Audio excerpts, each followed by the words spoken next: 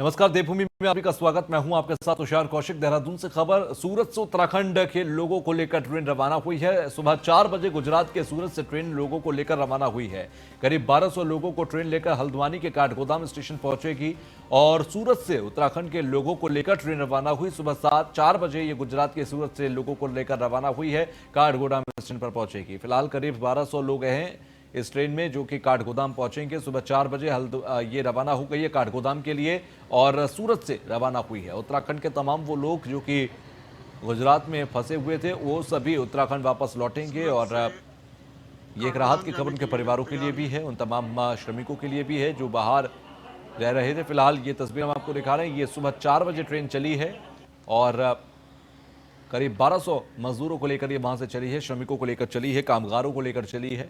ऐसे में अब ये आज पहुंचेगी उत्तराखंड के काठगोदाम और वहां से फिर ये अपने अपने घरों के लिए राज्य के परिवहन के जरिए पहुंचेंगे। फिलहाल आपको बता दें कि करीब 1200 श्रमिक इसमें हैं जो कि अपने अपने घरों को लौट रहे हैं। तो सुबह 4 बजे गुजरात के सूरत से ये रवाना हुए हैं और करीब 1200 लोग हैं जो कि इस ट्रेन में सवार हैं। तो आज ये ट्रेन पहुंचेगी हल्द्वानी और हल्द्वानी में इन सभी को क्वारंटाइन किया जाएगा। पहले इनके चेकअप होंगे, थर्मल स्क्रीनिंग होगी और उसके बाद तमाम एहतियातों को देखते हुए ही इन्हें रवाना किया जाएगा।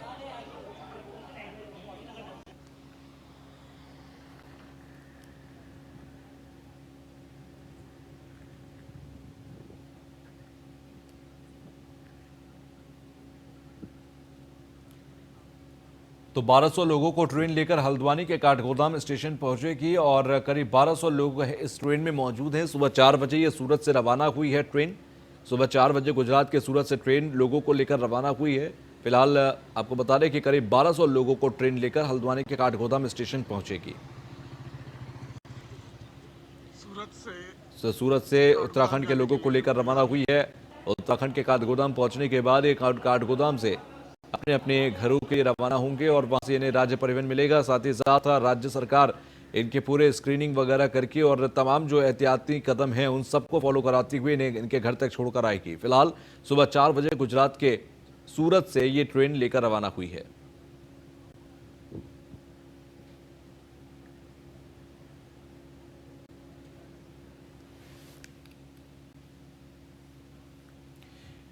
तो वहीं आपको बता दें कि त्रिवेंद्र कैबिनेट की बैठक खत्म हो गई है। मुख्यमंत्री आवास पर चल रही बैठक खत्म हुई है। बैठक में कोरोना को लेकर चर्चा हुई है, कोरोना के हालातों पर चर्चा हुई, अलग अलग जिलों में फीडबैक को लेकर चर्चा हुई।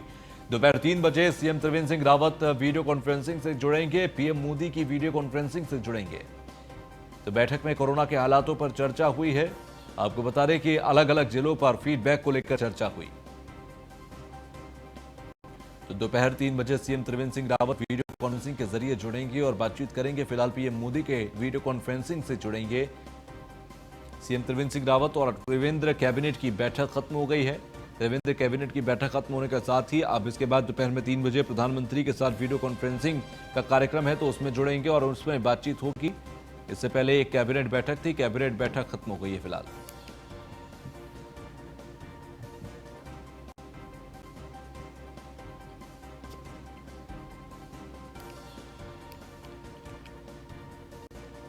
तो पीएम मोदी की वीडियो कॉन्फ्रेंसिंग से जुड़ने के बाद आपको बता दें कि आज शाम का समय है जब 3 बजे के बाद वो सीएम त्रिवेंद्र सिंह रावत और प्रधानमंत्री नरेंद्र मोदी वीडियो कॉन्फ्रेंसिंग पर जुड़ेंगे। आज प्रधानमंत्री तमाम राज्यों के मुख्यमंत्रियों से बात करने वाले हैं। फिलहाल उससे पहले आपको बता दें कि त्रिवेंद्र कैबिनेट की एक बैठक खत्म हो गई है जो कि सुबह से चल रही थी और वो बैठक खत्म होने के बाद क्या कुछ फैसले लिए गए ये भी हम आपको बताएंगे। रेजिडेंट एडिटर फहीम तना हमारे साथ जुड़ गए। फहीम, आज कैबिनेट बैठक में क्या कुछ खास रहा? देखिए तुषार, ये मंत्रिपरिषद की बैठक थी और एक अनौपचारिक कैबिनेट की बैठक इसको सीधे तौर पर नहीं कहेंगे। और क्योंकि 3 बजे प्रधानमंत्री के साथ मुख्यमंत्री को जुड़ना है वीडियो कॉन्फ्रेंसिंग से, लॉकडाउन के हालात को लेकर के उस पर चर्चा के लिए मंत्रियों को बुलाया था। सीएम बैठक करके उन पर चर्चा की है। तौर पर अगर इसमें कहें तो 2-3 बिंदु थे तुषार जिनको क्लियर करना जरूरी था शायद सरकार के लिए, ताकि वो प्रधानमंत्री के सामने मुख्यमंत्री रख सके। उसमें मुख्य तौर पर तो यही कि जो लॉकडाउन की है वो भी 17 तक है और उसके बाद आगे क्या होना है और राज्य सरकार का क्या उसमें मंशा है आगे के लिए, उसको लेकर के चर्चा की। तो कुछ मंत्रियों ने लॉकडाउन को सीधे तौर पर बढ़ाने की मंशा जाहिर की है इस बैठक में तो, और कुछ मंत्रियों का कहना था कि इसमें लॉकडाउन तो बढ़े, ऐसी व्यवस्था बनी रहे, लेकिन क्योंकि जो शॉप्स खोलने का बाजार और शर्तों के साथ और अलग अलग अल्टरनेट डेज पे जिस तरीके से छूट थोड़ी दी जा रही है ये जारी रहे, लेकिन लॉकडाउन खत्म ना किया जाए। तो कुल मिलाकर के इस तरीके तो बहुत तक संभावना ये है कि जो 3 बजे प्रधानमंत्री के साथ मुख्यमंत्री की जो वीडियो कॉन्फ्रेंसिंग में जुड़ेंगे उसमें इन विषयों को मुख्यमंत्री रखेंगे। क्योंकि अभी हम देख रहे हैं कि जो ऑरेंज जोन थे उनमें कई छूट दी गई हैं, तुषार देहरादून भी इसमें शामिल है। जो आर्थिक गतिविधियां हैं, बाजार की कमर्शियल एक्टिविटीज हैं, वो काफी तादाद में शुरू हो गई हैं। लेकिन एक चिंता की सबब ये है राज्य सरकार के लिए कि जो अभी कल परसों 2 दिन में लगातार जो 5 से 6 कोरोना पॉजिटिव केसेस आए हैं, जो जमीननगर और उत्तरकाशी ग्रीन जोन था अभी तक टोटल, अगर हम इस पीरियड में देखते हैं कोरोना संकट के, तो ग्रीन जोन में ही था जिला, और वहां पर भी उत्तरकाशी में कोरोना पॉजिटिव पाया गया है। तो प्रवासी लौटा है, तो प्रवासी जो लौट रहे हैं उनके लिए क्या व्यवस्था है राज्य सरकार की, उनसे संक्रमण का कितना खतरा है, राज्य सरकार की अपनी व्यवस्था, चिकित्सा व्यवस्था, तमाम पहलुओं को लेकर के मुख्यमंत्री रिपोर्ट फीडबैक देंगे प्रधानमंत्री के वीडियो कॉन्फ्रेंसिंग, और लॉकडाउन को लेकर के अपनी बात कहेंगे। तो इन तमाम बिंदुओं को लेकर के इसमें चर्चा की गई। ठीक है सर, आप बने रहिए हमारे साथ, हम आगे भी आपसे जुड़ेंगे। फिलहाल आपको बता रहे कि मुख्यमंत्री आवास पर बैठक खत्म हो गई है। बैठक में कोरोना के हालात पर चर्चा हुई है और ये मंत्रिपरिषद की बैठक थी जिसमें इन तमाम बात तय किया गया कि कैसे हमें आगे प्रोजेक्ट करना है चीज़ों को, क्योंकि आज दोपहर में प्रधानमंत्री के साथ जुड़ेंगे सीएम त्रिवेंद्र सिंह रावत, और सीएम त्रिवेंद्र सिंह रावत के जुड़ने के साथ ही बेहद महत्वपूर्ण है कि उस दौरान वो राज्य के हालातों को, राज्य की तमाम बातों को एक स्पष्टता के साथ रख सकें। यही वजह थी कि कैबिनेट की बैठक के अंदर सीएम त्रिवेंद्र सिंह रावत ने तमाम मंत्रिपरिषद के सदस्यों के साथ इस पर बातचीत की है, तमाम मुद्दों पर बातचीत की है।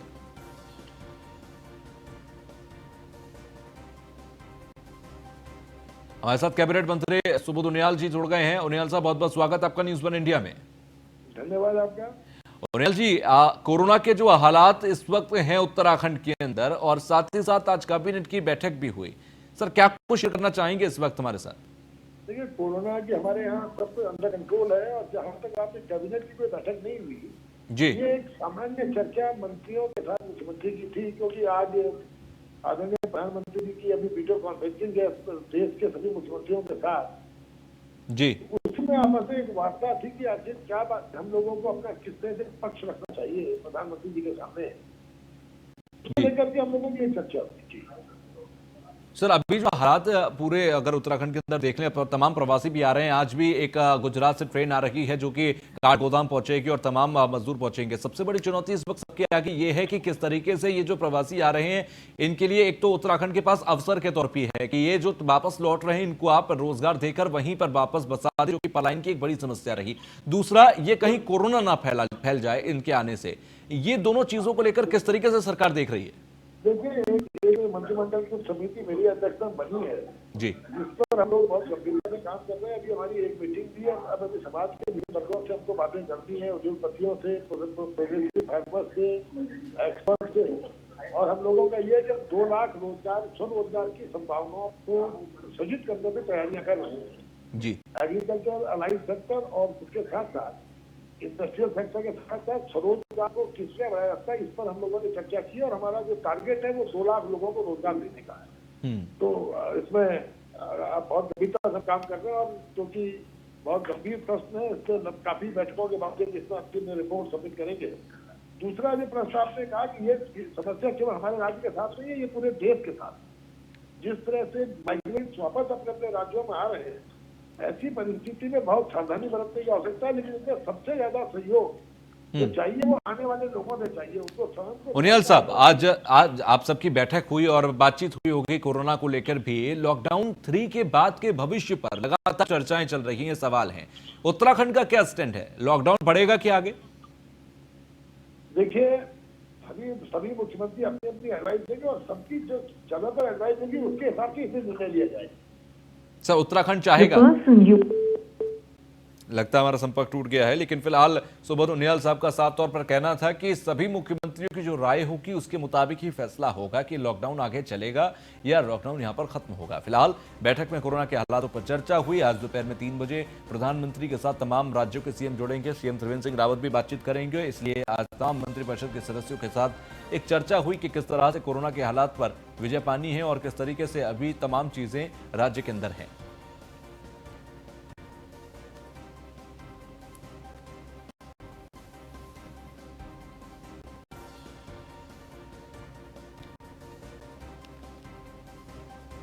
तो बैठक में कोरोना के हालात पर चर्चा हुई है। आपको बता दें कि आज दोपहर में 3 बजे सीएम त्रिवेंद्र सिंह रावत प्रधानमंत्री के साथ जुड़ेंगे, बातचीत करेंगे। तो उससे पहले तमाम मंत्रिपरिषद के सदस्यों के साथ बातचीत कर रहे थे सीएम त्रिवेंद्र सिंह रावत। वो बैठक खत्म हो गई है फिलहाल।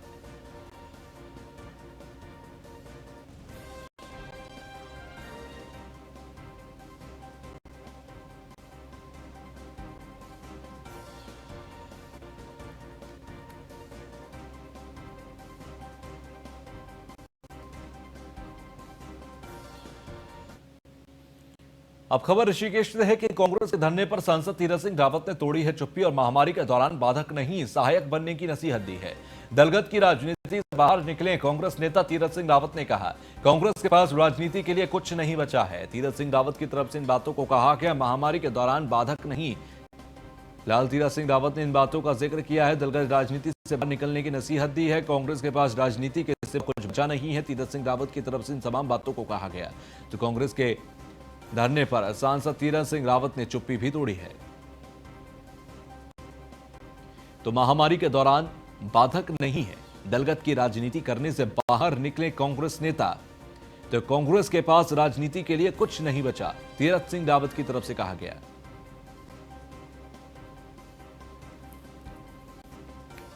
कांग्रेस का कल चल रहा है और कांग्रेस के पास और कुछ कहने को तो है नहीं। ऐसी बड़ी बीमारी में सबको एकजुट होना चाहिए और उनका नेतृत्व तो लगभग मैं जानता हूं, जब शुरू में लॉकडाउन का निर्णय था तो सब ने एक साथ होकर के मोदी जी की वाह की है, विपक्ष ने भी किया। दलगत राजनीति से ऊपर उठ करके एक साथ आए थे, लेकिन अब उनको लग रहा है कि जैसे जैसे अंतिम चरण तो कुछ ना कुछ लेके आ रहे हैं। जहाँ तक उनके नेता की बात है, क्या लॉकडाउन उनके लिए नहीं है? लॉकडाउन के समय बाहर आए तो क्या सोशल डिस्टेंसिंग उनके लिए नहीं है? क्या सोशल डिस्टेंसिंग बनाना आवश्यक है। उसमें कोई हो, चाहे भाजपा, कांग्रेस हो, सपा, बसपा, अन्य जो भी पार्टियां, यहाँ पार्टी नहीं है, व्यक्ति है। और जो भी व्यक्ति इस सोशल डिस्टेंस में कहीं भी इसका पालन करते हुए न पाया गया तो स्वाभाविक उस पर कार्रवाई होनी चाहिए। मास्क लगाना। हरिद्वार से खबर, झोला छाप डॉक्टर्स के खिलाफ कार्रवाई हुई है और आपको बताया ड्रग्स इंस्पेक्टर की कार्रवाई जारी है। हरिद्वार जिलाधिकारी के निर्देशों पर की जा रही है कार्रवाई। जिले में कई क्लिनिक विभाग में बना पंजीकरण के हो रहे हैं संचालित। ऐसे में पिछले कई दिनों से मिल रही थी शिकायत। छापेमारी से मेडिकल संचालकों में मचा हड़कंप पर नोटिस देकर 10 दिन के भीतर नोटिस का जवाब मांगा है। कई मेडिकल स्टोर पर भी ये चेकिंग अभियान चलाया गया। तो तमाम झोला छाप डॉक्टर से लेकर मेडिकल स्टोर तक छापेमारी की जा रही है और ये डीएम के कहने पर तमाम कार्रवाई हो रही है। ड्रग्स इंस्पेक्टर लगातार कार्रवाई कर रही हैं। तो छापेमारी से मेडिकल संचालकों में हड़कंप भी मचा हुआ है। अवैध तौर पर संचालित मेडिकल्स हों या फिर झोला छाप डॉक्टर जो कि बिना रजिस्ट्रेशन के चला रहे हैं क्लिनिक, ऐसे में उन सभी के ऊपर छापेमारी की जा रही है और हरिद्वार के अंदर जिलाधिकारी के निर्देश पर यह कार्रवाई चल रही है।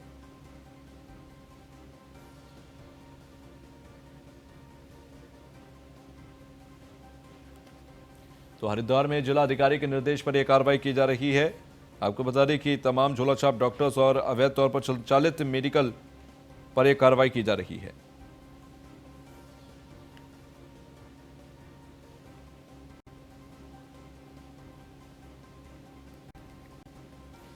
संवाददाता सुमित सैनी हमारे साथ जुड़ गए हैं। सुमित, अवैध तौर पर संचालित मेडिकल हो या फिर झोला छाप डॉक्टर, सभी पर कार्रवाई हो रही है। ड्रग्स इंस्पेक्टर लगातार छापेमारी कर रहे हैं, क्या तस्वीर है वहां की?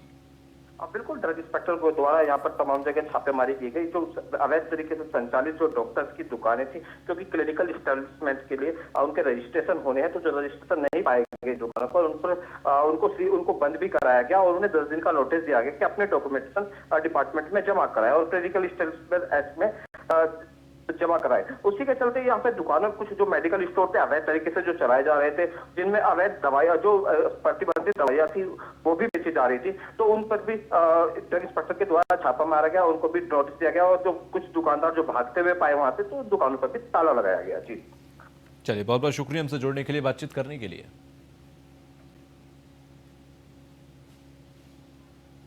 तो ब्रेक के बाद एक बार फिर आप सभी का स्वागत। काशीपुर में एक मादा गुलदार की दस्तक से जहां के रिहायशी इलाकों में दहशत फैली हुई है, तो वहीं आपको बता दें कि बीते दिनों काशीपुर के द्रोणा सागर के टीले पर एक मादा गुलदार अपने 2 शावकों के साथ देखी गई। उसने एक कुत्ते पर हमला भी कर दिया, घायल कर दिया, जिसकी सूचना वन विभाग को मिलते ही इस वन विभाग की टीम तेंदुए को ढूंढने में लगातार लगी हुई है। इसी क्रम में द्रोणा सागर के टीले पर वन विभाग की टीम ने गुलदार को ढूंढने के लिए विभागीय ड्रोन कैमरे के माध्यम से सर्च अभियान चलाया, लेकिन यहां किसी भी तरीके के मूवमेंट गुलदार की देखने को नहीं मिली है।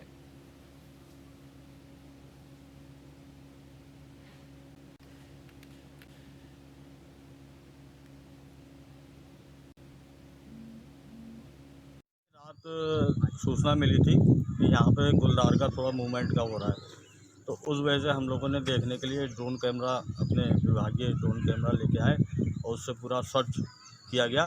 तो उसमें अभी तक तो ऐसा कुछ आया नहीं है कि यहाँ पे उसका कोई गुलदार की या टाइगर की कोई मूवमेंट वगैरह हो। बाकी और दूसरे तरीके से हम लोग सर्च करेंगे, उसको ज़रा पैदल भी घूमेंगे, उससे थोड़ा सा देखेंगे कि हो सकता हो, क्योंकि ये क्षेत्र ऐसा है कि यहाँ थोड़ा छुपने का भी उसका जगह बनी हुई है। खबर देहरादून से है, जहां पर बिना एसी वाले कॉम्प्लेक्स की दुकानें भी 3 दिन खुलेंगी। जिला प्रशासन ने दुकानों के खुलने का दायरा बढ़ाते हुए छूट दी है। ऑटोमोबाइल और कार एसेसरीज स्टोर भी 6 दिन ही खुलेंगे। सभी दुकानों और स्टोर में सोशल डिस्टेंसिंग और मास्क पहनना जरूरी है। कॉस्मेटिक की दुकान भी अब सप्ताह में 3 दिन अल्टरनेट डे पर खुलेंगी। दुकानों को लेकर प्रतिदिन और अल्टरनेट डे पर खोलने के आदेश किए गए हैं। कुछ दुकानों को अल्टरनेट डे की श्रेणी से हटाकर प्रतिदिन की श्रेणी में किया गया है। तो देहरादून के अंदर दुकानों के खोलने की व्यवस्था जो है उसको थोड़ा बदला गया है। कुछ जगहों पर अल्टरनेट व्यवस्थाएं कर दी गई हैं, तो कुछ दुकानों को अल्टरनेट से डेली के लिए किया गया है। लेकिन सभी दुकानें और स्टोर सोशल डिस्टेंसिंग और मास्क पहनकर ही काम करेंगे, अन्यथा उनके खिलाफ कार्रवाई की जा सकती है। इन तमाम बातों को कहते हुए ये छूट दी गई है। फिलहाल देहरादून में बिना एसी वाले भी अब यहां पर खुल सकेंगे। रेजिडेंट एडिटर फहीम तना हमारे साथ जुड़ गए हैं। फहीम, किस तरीके की छूट दी गई है, क्योंकि कई दुकानें जो पहले अल्टरनेट डे में आती थी, व्यवस्था में आती थी, उनको अब प्रतिदिन किया गया, तो किस तरह के फेरबदल हैं ये? देखिए तुषार, चूंकि लगातार लॉकडाउन की में कई रियायतें देने का सिलसिला जारी है और उसी में जब डेट फिक्स किए गए क्योंकि एक साथ एक बारी में पूरा बाजार खोला जा सकता है। पहले एसेंशियल चीजों संबंधित जुड़ी चीजें, उसके बाद डेली एसेंशियल एक तरीके से कह सकते हैं उनकी, और उसके बाद में कुछ हद तक जो सामान्य सामानों की इनको उस फैक्ट्री में रख करके खोला गया। लेकिन हुआ ये था कि इसमें कुछ एसेंशियल चीजों की, जैसे मिठाई की दुकानों का मामला था, तो उसमें ये कहा गया है कि मिठाई की दुकानें अल्टरनेट डेज में अगर खोली जाएंगी तो मिठाइयां खराब हो सकती हैं, क्योंकि उनको 24 घंटे से ज्यादा नहीं रखा जा सकता है। तो इसलिए फिर मिठाई की दुकानें डेली वाली दुकान डाली गई हैं। ऐसे ही फ्लावर्स वाला था कि फ्लावर्स दुकानें, फूल खराब हो जाते हैं, उनके लिए रोज बिकना जरूरी है। इस तरीके से उनको भी इसमें डाला गया है। और इसी तरीके से 2-4 और भी चीजें रही, जैसे अगर कहें कि जो पशुपालन से संबंधित चीजें थी तो उनकी अलग अलग दुकानें होती हैं पशुपालन से संबंधित, चाहे तो चारे की बात होगी, फिर दूसरी और जो मेडिकल उनकी जो स्वास्थ्य देखभाल की दुकानें हैं, तो वो थोड़ा फेरबदल करते हुए रियायत दी गई है। और इसमें कॉम्प्लेक्स में जो नॉन एसी कॉम्प्लेक्स हैं उनमें दुकानों को इसमें नया शामिल किया गया है। अभी तक वो शामिल नहीं थी, कॉम्प्लेक्स के तौर पर बंद थी, क्योंकि इन छूट के बावजूद भी ये जो इंडिविजुअल शॉप्स हैं वही खुलेंगे। अगर वो स्टोर भी है तो इंडिविजुअल स्टोर्स हैं या वर्कशॉप भी है। तो इसमें तुषार अभी भी प्रतिबंध जो है वो कॉम्प्लेक्स पे प्रतिबंध है, शॉपिंग मॉल पे प्रतिबंध है। जो बड़े मास जनता के इकट्ठा होने वाले जो बाजार हैं वो सभी इसमें बंद है, लेकिन जो इंडिविजुअल शॉप्स हैं और वर्कशॉप्स हैं वही खुलने के लिए इसमें अनुमति किया गया है। जी बिल्कुल, साथ ही साथ देखा जाए ये तमाम अलग अलग दुकानों के लिए अलग अलग व्यवस्था की गई है। इसमें क्या ये एक चीज और समझने वाली है कि क्या सभी तरीके की दुकानों में व्यवस्थाएं खोल दिया गया है, या अभी भी कुछ यहाँ पर कैटेगरीज रखी गई हैं? अभी भी बंद है काफी, जो 20 मतलब हर दिन बंद है।